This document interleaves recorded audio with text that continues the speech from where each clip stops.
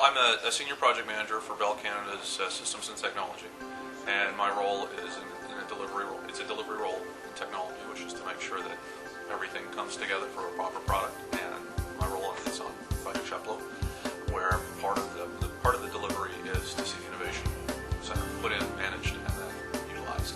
I got involved in this project. It was it's a real privilege, quite frankly, because I was working at Bell Expressview, working hard and doing some great things for our customers there.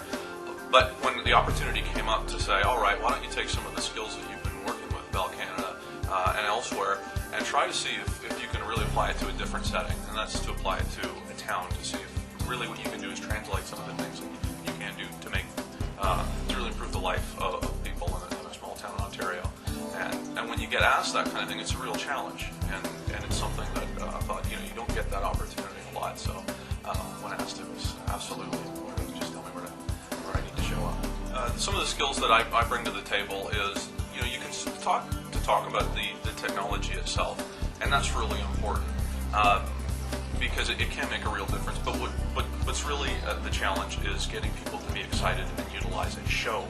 So what I've been trying to do is to demonstrate and to put some of the materials together to demonstrate and to get excited about why you should use it and how you can use something like the Innovation Center to really improve your business, to improve your whatever organization you work for, to improve projects, all of those kinds of things. It's really getting something to use it, and that's got to be more important than a lot of the technical skills. Is making sure that somebody else can pick up what you've done. Because in the area of technology, things change. The technology itself changes all the time, and so it's sometimes hard to predict what the industry is going to look like a year from now.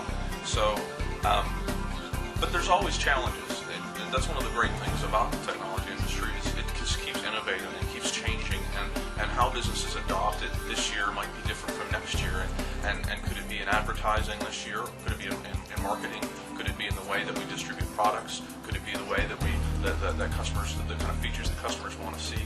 It's really open, and that's the exciting part about it, is that you just can't really know what's going to happen in 5 years, and it causes some anxiety to some people. But I think it's more fun to embrace that kind of change.